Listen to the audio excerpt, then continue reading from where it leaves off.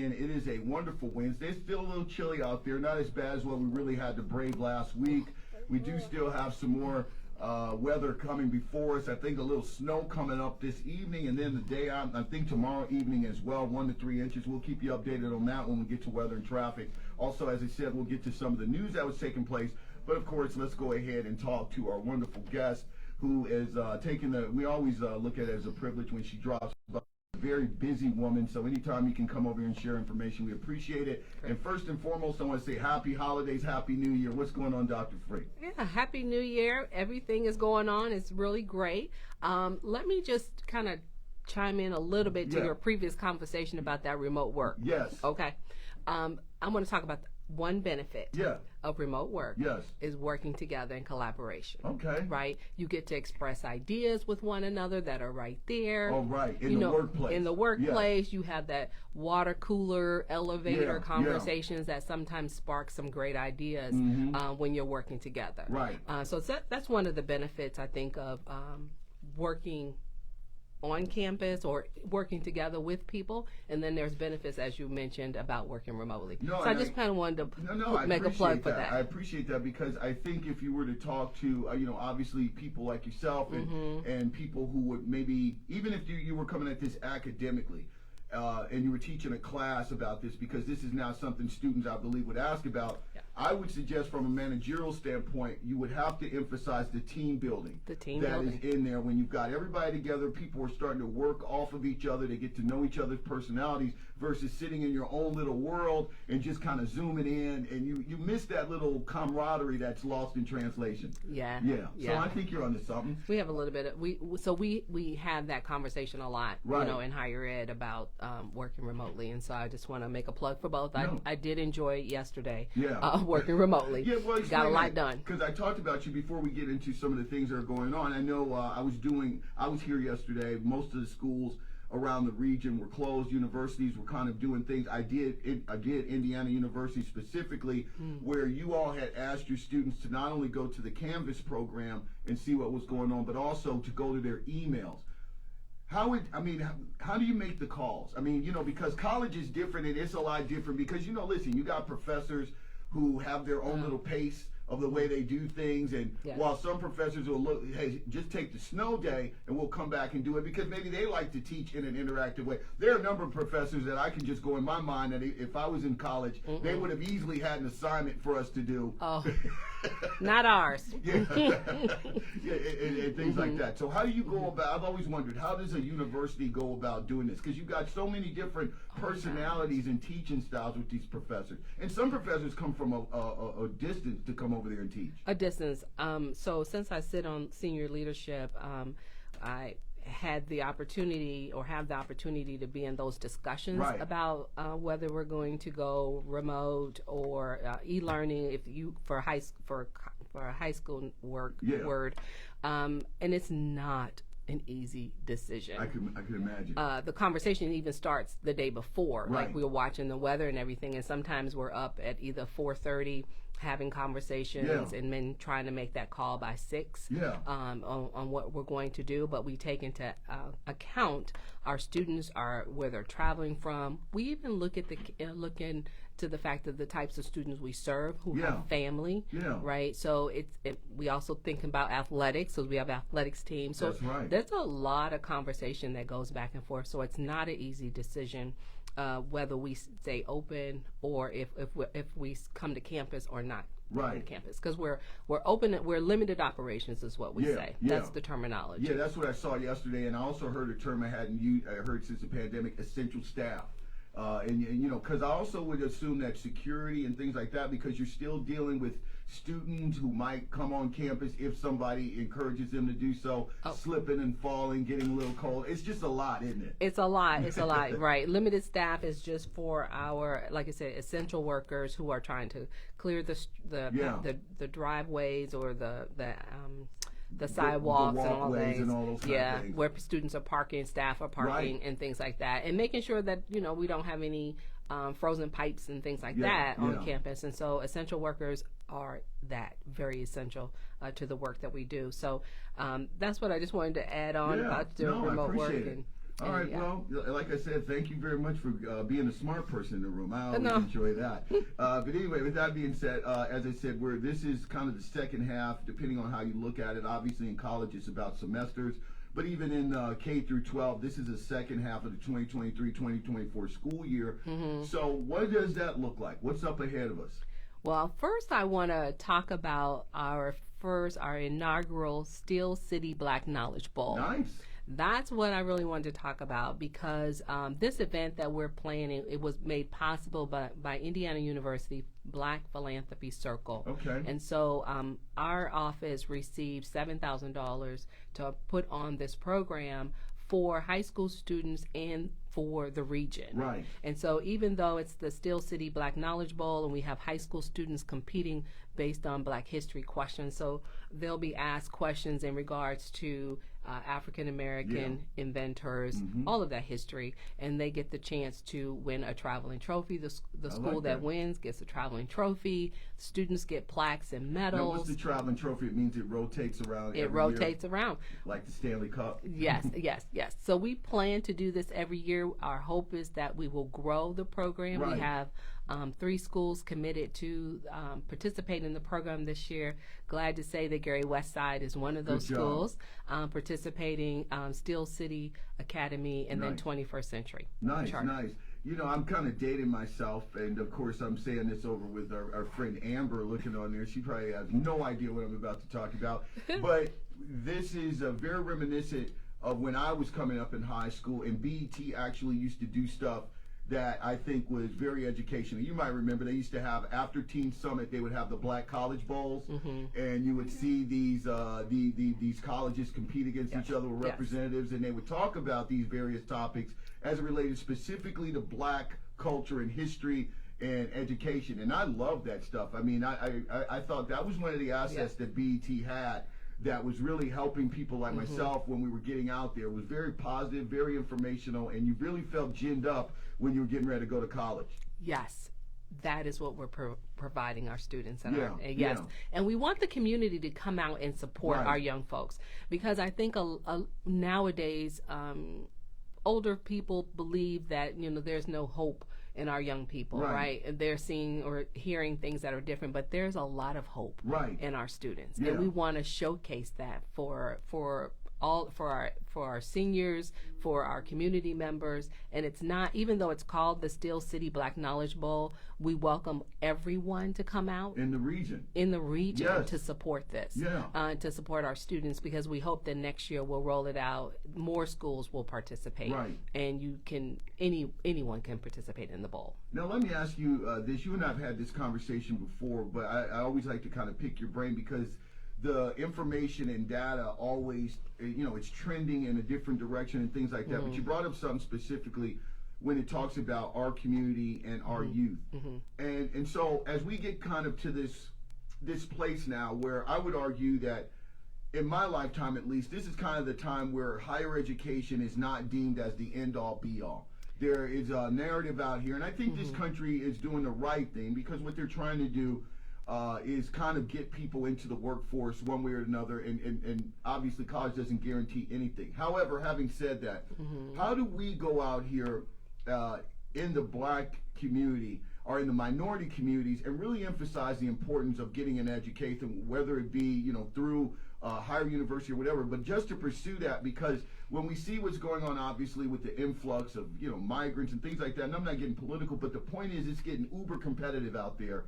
And we have to start our children young. You know, you know, you've been on here. I get a number of other people on here who have programs, and we're still addressing our juniors and seniors to get on board, to get to college. And I've had some young people come up to me over at the Career Center and ask me questions that they've kind of loitered around the hall. And they said, you know what? There was a senior girl one time. She says, well, I didn't even know I could go out here and get some money. This was after your girl Gina was on here talking about the FAFSA. And it kind of broke my heart, because conversely, I've been in other communities. We've been to other countries, and there are young people that are starting as young as 4th and 5th grade starting to get their tracks planned. And I mean, by the time they get to like maybe 8th grade, the university's already got a spot for them. They kind of got an idea what track they're on, and they can start accumulating the funds necessary to pay for it, blah, blah, blah. How do we catch our kids up to that? Because this is the 21st century.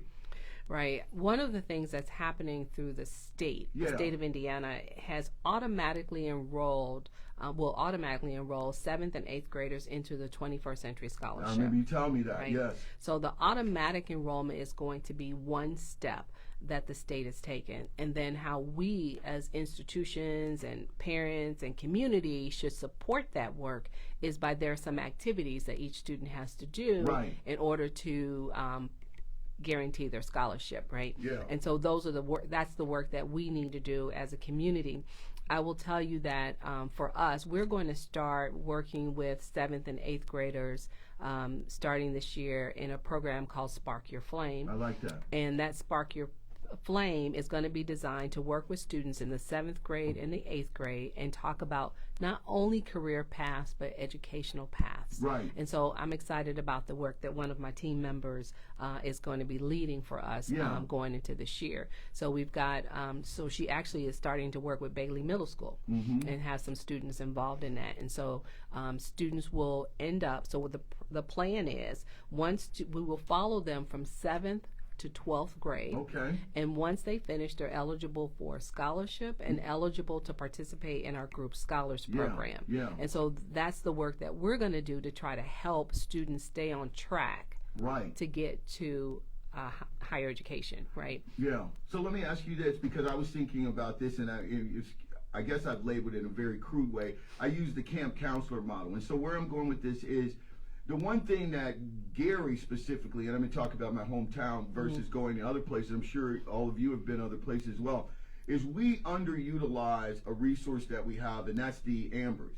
The 20-somethings, the ones that have going up that first level of college success and things like that. And I look at them as a healthy tool. What I mean by that is for the programs that you just kind of outlined and the interest, I referenced the camp counselor model because I remember going to summer camp every summer and things like that. The one thing that drove, and even at Culver, when I was at Culver Military, the one thing that drove everything was the older kids. Yeah. They set the benchmark. And as a young person, I got an opportunity to see, feel, get what it looks like. And so what I would aspire to that person who was 2 or 3 years ahead of me to maybe get that patrol belt or whatever was required. And then on the other note, I think that they have an opportunity to integrate into the community and be utilized as a tool. You know what I'm talking about is, the new administration, the government. I think the city can take advantage of these things, and kind of the safe place or the safe haven for all that to operate is a place like Indiana University and other places, because that's kind of where their space is. Right. So what we term that as peer mentors. I like that. On our campus or any campus. And so what we try to do is incorporate our students to be the tour guide, to be the presenter of information, and just get them involved in helping their peers, whether it's their colleagues. Do you ever send them out into the schools? Yes, okay. we have exactly in our office we have I would say Jade Johnson. I'm just going to say her name. She's awesome. Right. She goes to a lot of our community events, and we do that on purpose because it's easier for a student to walk up, to someone that looks closer in their age and looks like them to talk about college. Yeah. And then we have other students in our programs like Faith Smith, who is also, she's a transfer student to our institution, but you wouldn't know that. She's kind of really been ingrained in what we do and appreciates IU Northwest, but we send her out as well. So these are the students that and they come out of our group scholar program too, I should say. Nice. And so we incorporate them in a lot of what we do. And for example, Jade is helping to design our flyers. So tell me, what should this flyer look like that's going to attract a student? Right. And so we incorporate them in the conversations about higher ed and how to approach other students. No, because I think I'm glad you said that, because I was just reading something a couple of months ago, and it was a little disturbing because I remember when I went off to college, and full disclosure, I mean, I was young, I was 18, but one of the things that the peer groups were advertising to us when we went to Hampton and Howard and places like that was the ratio of girls to boys. And when I went to Hampton, it was 8-1. It was crazy. But you really, as you got older, you start to really think about that. And now I'm hearing some ridiculous numbers like 11, 12-1, which basically is saying is that there are more black women, more women going and getting higher educations than men. And so how do we go out here and kind of approach that? Once again, I like the approach that the governor of Indiana has done, where he's got this 2-track thing going on, which you're imploring the vocationals to go out here and make sure we don't lose people in the shuffle. Right. But how do we go out here and get education back out in front of the young men? Because, you know, I grew up in a household, both my parents college graduates. My dad was all pro-education. He was a principal. And even my peers, all of us had college in front of us. It was like that. We didn't think of anybody who was in our peer group, whether they were our immediate peer group or not. We were all going that way. Now I talk to a lot of young men who are not trying to go to college, and they're trying to do other stuff, or they're at least trying to find themselves. So how do we go out here and make it available to them and show them that there's a career out there for them? How do you do that? Well, we do that by initiating people like on our team. We have Antoine Hawkins, who you met, right? I love him. He comes on regularly. Yeah. He always sports the good IUN gear, by the way. Yes. And so we have individuals like him. We have Dr. James Wallace on our campus. That it's we have a brother-to-brother program. James Wallace, my guy too. I love that guy. Yeah. Yeah. And so it's almost like when you get one, keep one. Yes. And so when we find, for example, and I know exactly what you mean, when we started our group scholar program last year or 2 years ago, we only had women who ended up in the program. And so we made a very concerted effort to make sure that when we had males join this year, who applied this year, that we stuck to them. Right. So Antoine made a personal mission to keep in contact with those men to get them into the program. Yeah. And so this year we had 5 men who were participating in our group scholar program. And so that's the kind of work it takes. It takes the men who are already here to reach out and keep working with the other future men. Right. So it's work. Unfortunately, sometimes they become more used, if you will, because they have to not only do their job, but they've got to reach back. But I will tell you this, for Dr. Wallace and Antoine, it's a labor of love. I can imagine. To make sure that there's no man left behind. Right. And so that's the work that we do. And so we do in our enrollment look at the fact that our black men aren't enrolling, and then we're coming up with a situation where they don't continue. Yeah. Right. And so that retention piece is something that we're working on too, with Dr. Wallace, on how do we invest and what do we have to invest in to make sure that our men stay engaged. Yeah, I like that. We'll go to the phones in just a second. I kind of want to add this because this is something else I was thinking about that's very unique and I think should be talked about all the time as it relates to Indiana University. But I had a young lady on the show last week, Dr. Regina Beard. She's a licensed nurse.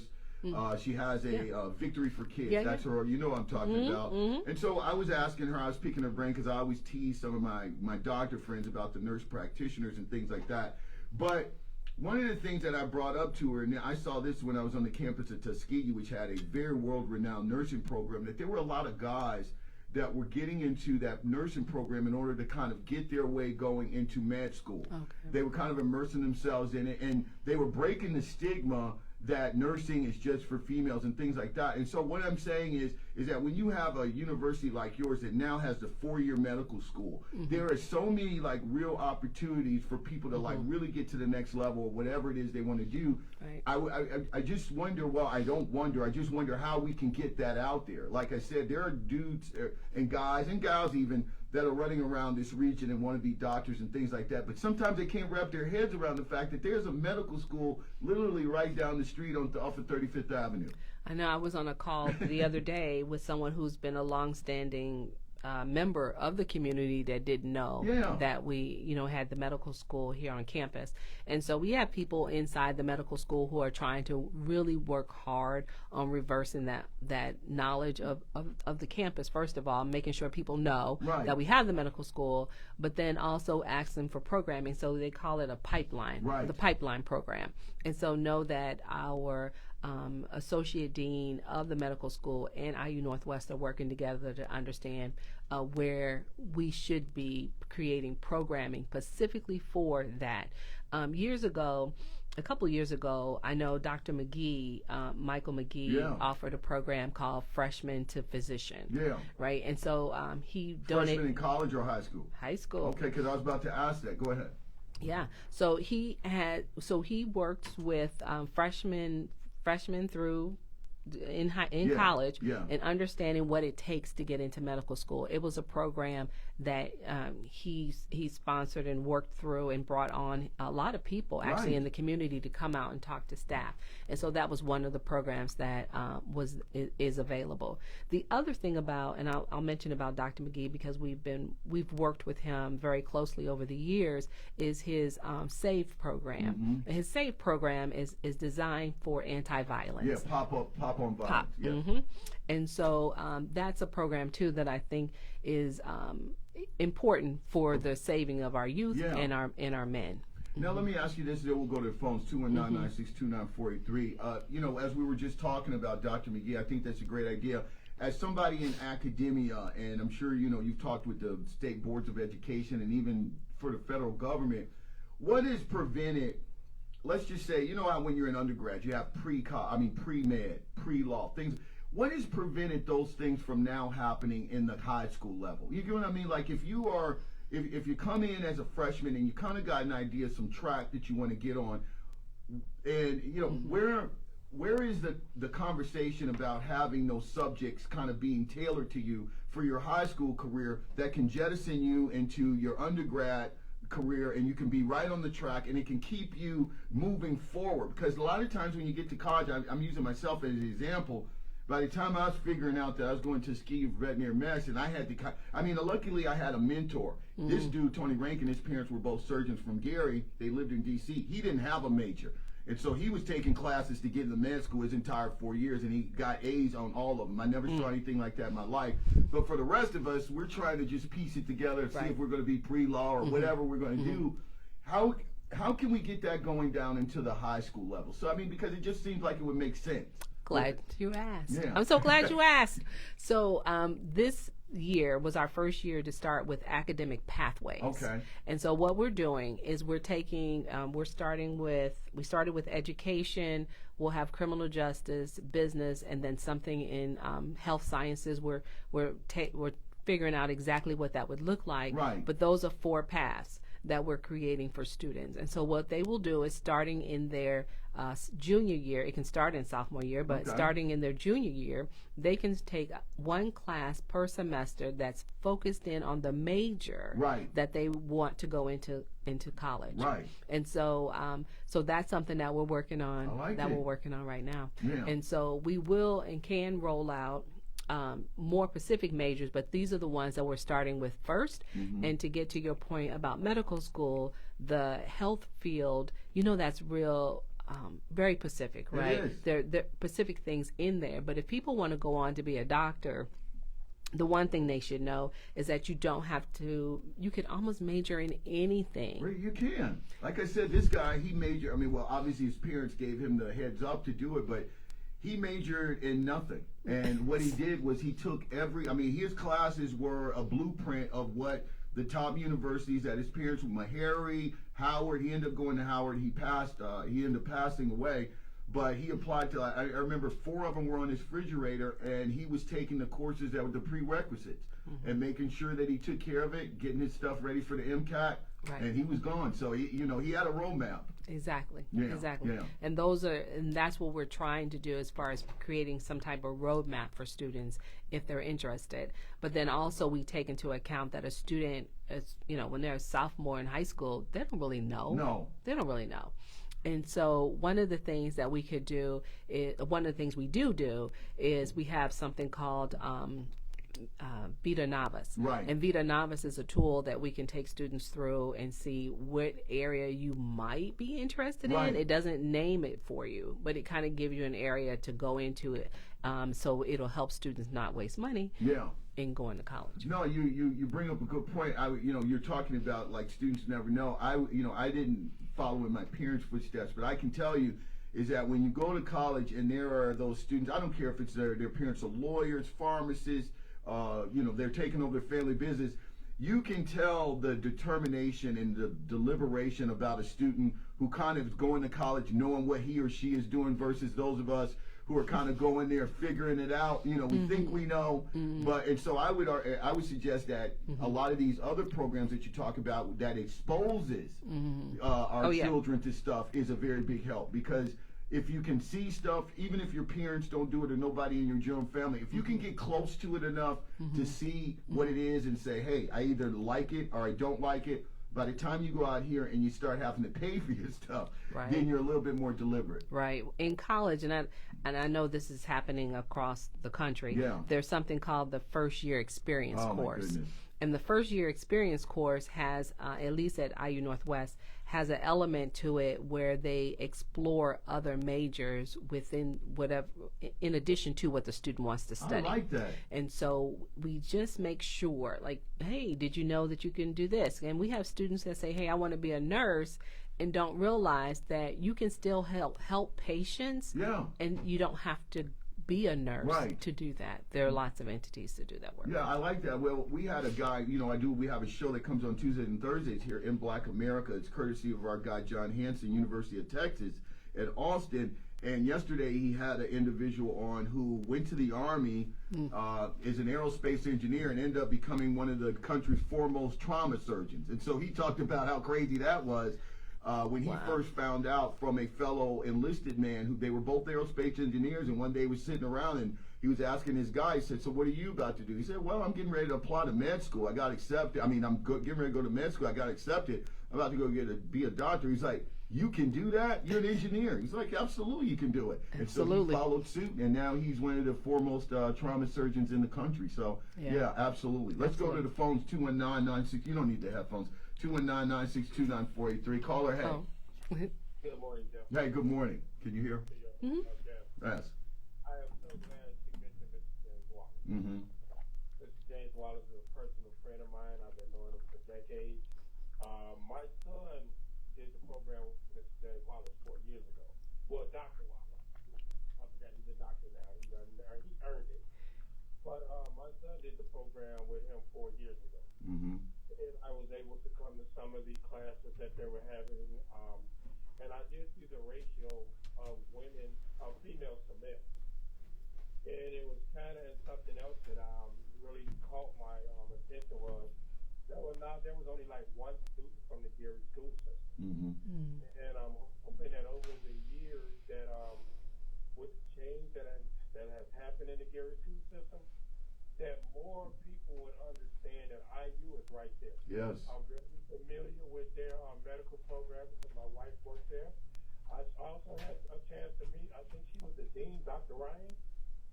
Yes. So I'm very familiar with the medical program. I have met students there. I have met teachers there. And it's a great program. It's kind of messed up, Jeff, that this program is right here in the city of Gary. Mm-hmm. And you always like, and I always hear people talk about, well, if I lived in Hammond, I could go to school for this. You live in Gary, and you can go to school for the same thing, but you just have to do the research. Well said, my friend. It's a great school. Okay. And hopefully, our males coming out of high school will start. I'm gonna put this on the parents. Okay, go ahead. Parents. This information is out there. The same way we go on Facebook and what's going on with Cam Williams, I do have plenty of programs. All right. Let's use what's right here in our community. All right. Maybe they can talk to Mr. Wallace the other day, but I have had a chance to work with Mr. Wallace. I've had a chance to see how the medical program works. Let's quit complaining and use IU. IU is right here in our back. All right, my friend. Thank you very much. Yeah. Thank you. I appreciate that. Yes, he is absolutely right. And the number of students from the Gary community, we are working on that to encourage students to understand that because we are so close doesn't mean that we have less than. Right. We are Indiana University. We're a region of them, a part of them, just offered here. We still have faculty members who are renowned in their field. Yeah. He is absolutely right. And so I think, but then we also have to remember that sometimes students are trying to just get into a different place, a different environment. They want to get away from home. They want to spread a little bit. And I can appreciate that. But then there are many students who stay in the region and go to school. You know that because of the number of students who are enrolling at Ivy Tech, PNW, Valpo. Like, there are students who want to stay here. We need more students to realize that the IU Northwest is a great institution for them to pursue their dreams. Now, we're talking with Dr. Frank, of course, from Indiana University. We always appreciate when she takes the opportunity to drop by.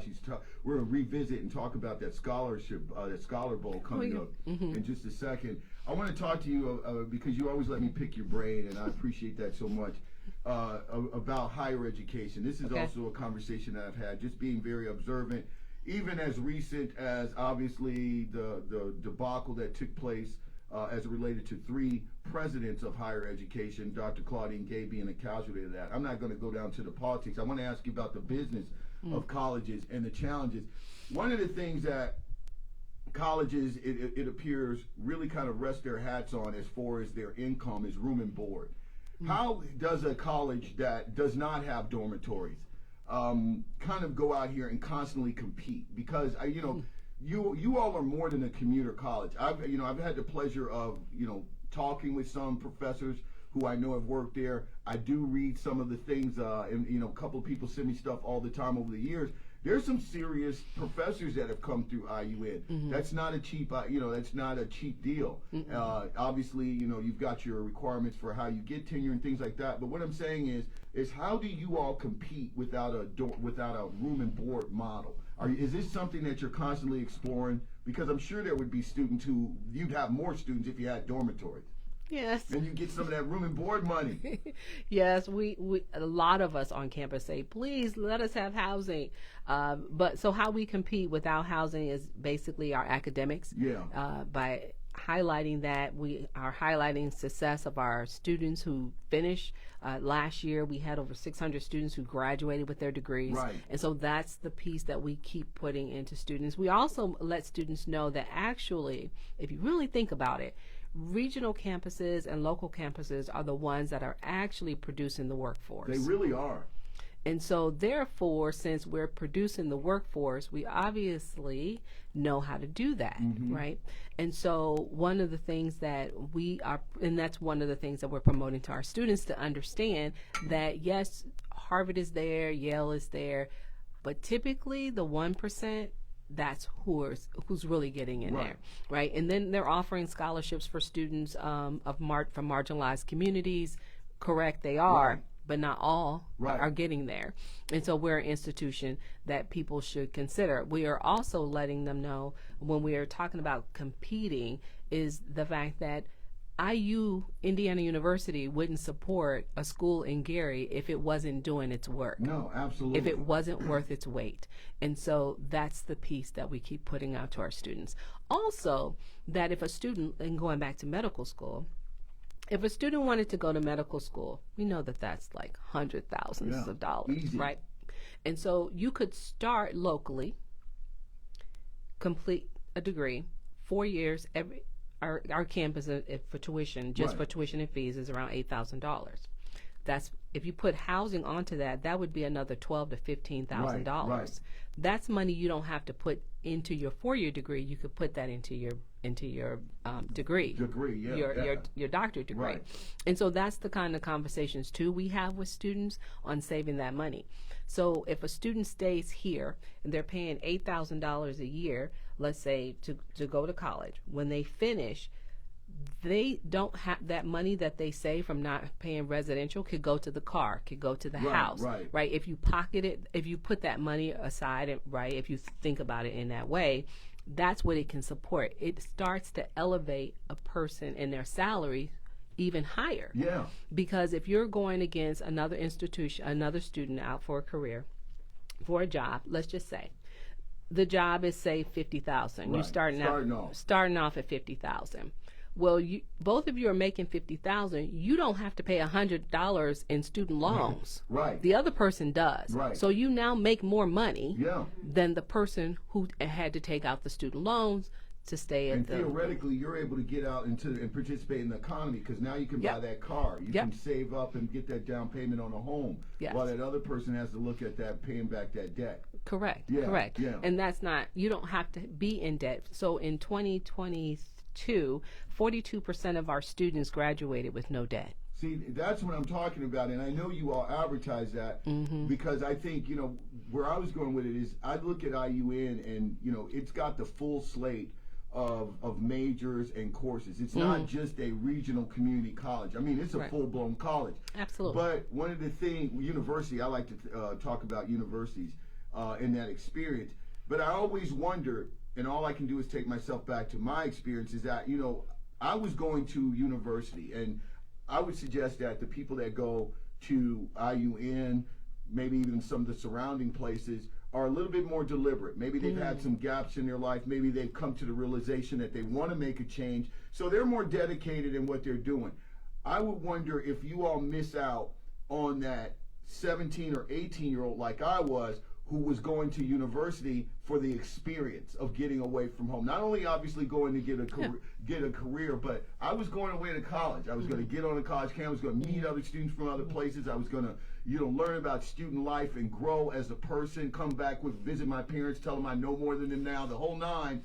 That's part of that university experience. Do you all have conversations where you feel you miss out on that student? Because there are literally going to be seniors graduating who just want to get out of here. Right. Yeah. But what you just explained is a very practical and logical approach going forward. I mean, so much so the government's trying to forgive student loans because they know that people like Amber and them have been put behind the 8 ball because they come out, they're ready to work, but now they got to give all this money back, and can't buy that car, can't get that home or condo. So Right, because the starting salaries for some jobs, are somewhere in the 40s, somewhere in the 50s. And so if you're adding all that up for house, car, food, nails, Jordans, right?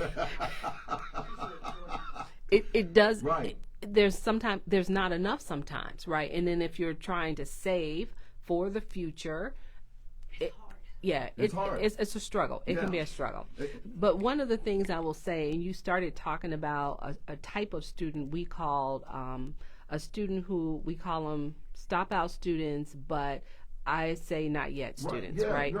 And so what we're focusing on is I've started to make this my passion here. My passion here are my students, are my people who started a degree and didn't finish. Right.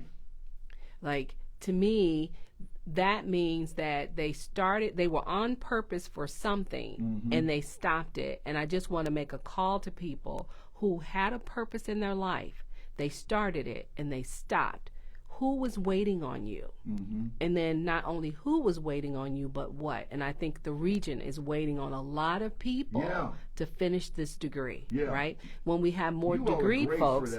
Oh my gosh, yes. And we even put money towards that. Right. So if students are looking to return back to school, the state also offers money. You can go back scholarship.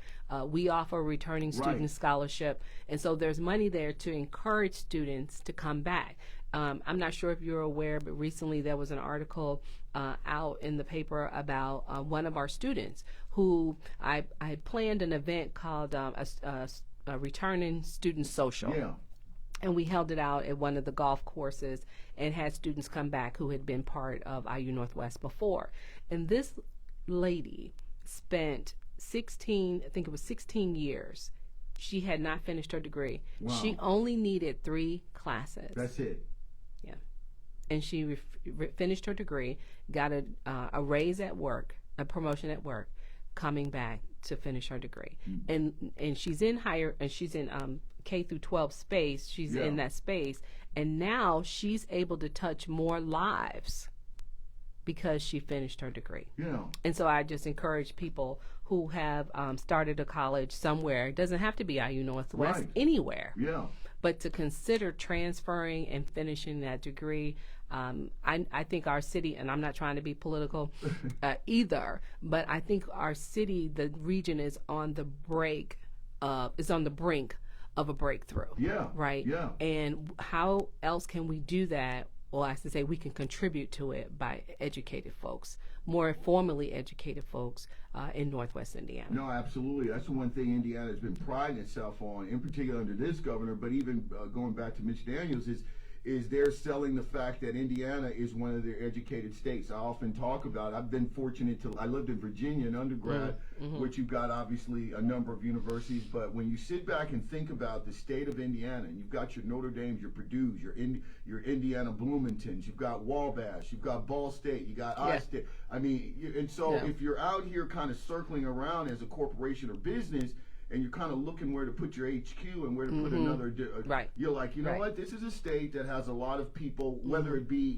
higher education and degrees, definitely some vocational skills to be used. And so, absolutely, why not kind of use that narrative in this part of the state where we've got, a lot of hardworking people come from steel mill families and all that kind of stuff. So I'm with you. I absolutely think that's great. Yes, and when I mention formal education, that includes the certificates and the trades, right? Because that's, you have to be trained in that work. It's a skill. Yeah. It's a skill. And so I'm looking forward to seeing the revitalization of our region by students returning back to school in any form or fashion so that we can improve where we are. Yeah. And then students may not want to leave to go to college, right? Because this is a great place to be. I mean, I had the opportunity, I'm back when you all were having your graduations at the Genesis, and I was over at my other location, and I would walk across when you'd all have it would be so huge. But one of the things that I was always impressed about, and you hear about these stories every once in a while nationally, it's not just totally unique to IUN, but I would say you all embrace it probably more than anybody I've seen, is I would see, like, I remember one time I saw like a mother who walked across the stage with her daughter. They both got degrees. I saw a grandmama walk across the stage with her grandson, I think it was. It was just amazing. So what I mean by that is you all don't, like a lot of times if you're going to college or trying to finish and you get on a university campus, it can feel a little awkward, the age difference and things like that. It seems that you all, because of the way you lay it out in the setting and the community, that, people are not intimidated. If they put to their mind how easy you all make it to go and find that money to finish that degree, they tend to do it. They will do it. Yeah. They will do it. And we're a supportive environment. One of the things, not even just one, one of the things that we're doing at IU Northwest is trying to work on making sure that everyone feels welcome on the institution. There's a sense of belongingness, because that helps with retention. Right. And so those classrooms are designed to have students engage with one another, right? No matter what your age. And there's often times where you'll hear a younger person mention, that they were working on a project with someone that was, older. Yeah. And they didn't see it in the same way that the other person saw it, but then they go, oh, okay, I can see that. Now I'm understanding. So they're not only learning from the faculty member, they're learning from their classmates who happens to be of different ages, and ethnicities. I like that. See, that to me is what university and college is about, those kind of spaces where different demographics come in contact with each other and they share and they overlap. So that's a great story right there. Final question on that, then I want to get back to Scholarship Bowl. What's the deal with the Starbucks? Because I've got some people out here who have there's a debate going on out in the streets about if that Starbucks is a Gary Starbucks or is exclusively yours. What's the deal with it? Is that Starbucks moving off campus, by the way? I have not heard that rumor. I just know that the Starbucks inside of the library is welcome to the public. Okay. The public is welcome to come. Good, because there's a lot of talk in the streets about that Starbucks. Oh, really? Oh, yeah. Somebody was telling me at one time they were moving into the old Dina's. Now, I'm dating myself because only those people around our age group know what Dina's used to be. Right, exactly. They were like, Starbucks is moving in, and I'm like, and so we spent about 15 useless minutes talking about this. And so since I had you sitting here, and we've talked about a lot of other stuff, I would argue this is the most important question of the day about the Starbucks. Well, I would encourage people to come on into our local Starbucks on our campus. Yeah, that's pretty cool. Now let's get back, of course, to the wonderful event. This is going to be February 24th. Explain it once again to our wonderful audience. On Saturday, February 24th at 10 a.m., we are hosting the Steel City Black Knowledge Bowl. Right. We have schools, 3 schools at this time participating in the bowl. They will be asked questions on Black history of all kinds, science, technology, athletes, music. It will be a fun time to watch our students excel. And the purpose of this Knowledge Bowl also was to help the youth to understand their history and to get to understand that it's obviously we've learned the basics of Black history, but there's others that have contributed to where we are today. No, and listen, of course, a little healthy competition never hurt either. Listen, I remember when, a lot of people don't remember this. I always tell the story, and I used to call it like the Nerd Olympics, but it was very serious. In addition to all the great sporting events that went around in the city of Gary, because I remember me and my crew, we all wore blue blazers, and we would go to West Side. But one of the things that was serious business was the academic Super Bowl. Academic Super Bowl that was held once a year at West Side, and you had your schools. I mean, you would be pulling for, they might not be in your class or whatever, but whoever was representing your school, you was like, you all better go ahead and do this for bragging rights. And to just see how many people used to pack those auditoriums, auditorium at West Side and watch that academic Super Bowl is amazing. So I'm with you. I hope that this inspires more of this, because it's also fun. You know what I mean? Fun. Everybody's not an athlete or something like that, but this is also great competition. Go out here and compete against knowledge and things like that, and really just impress your friends and get some pride. So I like it. And then you got a traveling trophy. A traveling trophy. It's going to be nice. And bragging rights. Bragging rights. And one of the things I would love to do, come back with a colleague, Mr. Roy Hamilton. From 21C? From 21C. I used to work with my wife. We know him very well. Yes. And okay, since you said it, your wife is part of this. So we want to come back and kind of like do some teasers with some Black Knowledge Bowl questions. Okay. Yeah. All right, we'll do it. Let's get a quick call, and then we obviously let you go. Caller, hey, how you doing? Good morning. Good morning, Jeffrey. Hey. Showed the program this morning, and we have so much access right here in Gary this close. I try to put it out here to my different relatives. My niece went to Fort Wayne, my school here, Olympia College, Everest, different ones, and my granddaughter's son is going to Ivy Tech for nursing. Nice. We got a lot of nurses in the family. My daughter's a nurse. Yeah. My daughter lives in Africa. She's a pharmaceutical technician. She went to IU Bloomington. Nice. She went to IU in Broadway. She went to IU, but she ended up working at immigration in Chicago. But let's start here. Yes. Well, thank you for sharing that. We appreciate it. Yeah, I mean, there's a lot of opportunities right in our faces. And so, as we get ready to let you go, where can people contact you? Repeat what you do. You've been promoted since the last time we talked, or at least before the last time we talked. I remember that much. So you've got a lot on your plate. Tell us what you do. So I'm the interim vice chancellor for student affairs and enrollment management. Why interim? Let's just make you the vice chancellor. I appreciate that. Yes. Chancellor Ken Owama. There you go. So that area, my area has grown, and so that does include, and this is something I'll say really quick about our campus, is that we have a counseling center on campus. So under my student affairs hat, we have athletics on campus, student activities, we have career services. So it's just not academics. We have more than that to help a student have a full college experience. It's just that residential piece that's kind of missing. So have you talk about counseling, and obviously it's become a little bit more prominent now when it comes down to mental health. Oh yeah. And so how have you all kind of taken on that and adapted to it? Because I mean, I had something very personally happen to me last year as it related to one of my best friends, actually, but I was reading about this guy, young man who was on All My Children. They found out that his death was a suicide. You're just hearing a lot more of this right now. Campuses are being overwhelmed, and they're doing their best to try to roll out resources. And so while we still have, I mean, talk about what IUN's doing to deal with that. Sure. It's hard out there. Yeah, it is. And so we have counseling staff, professional counselors on campus, but the other thing that Indiana University is doing is having something called Timely Care. Okay. And so that allows students to have 24/7 access to mental health counseling and resources galore on how to help them either through their depression or anxiety, relationships and things like that is what we have on campus. And sometimes students are also going through trauma, right? Yeah. Whether that be the death of a loved one or something like that. So we are providing those services for them. And so what's different is we not only have in person, but we have virtual, and with this Timely Care, now we have 24/7. Yeah, nice. So is it okay? So is it something like a log on or a student hotline? Yes, it's almost like that. Yeah, correct. Yeah. And then there are people that will help students through their crisis at any time. All right. Well, once again, it's always a pleasure. As I said, this event, we're going to have you back here before we do some teasers. February 24th, starting at 10 a.m.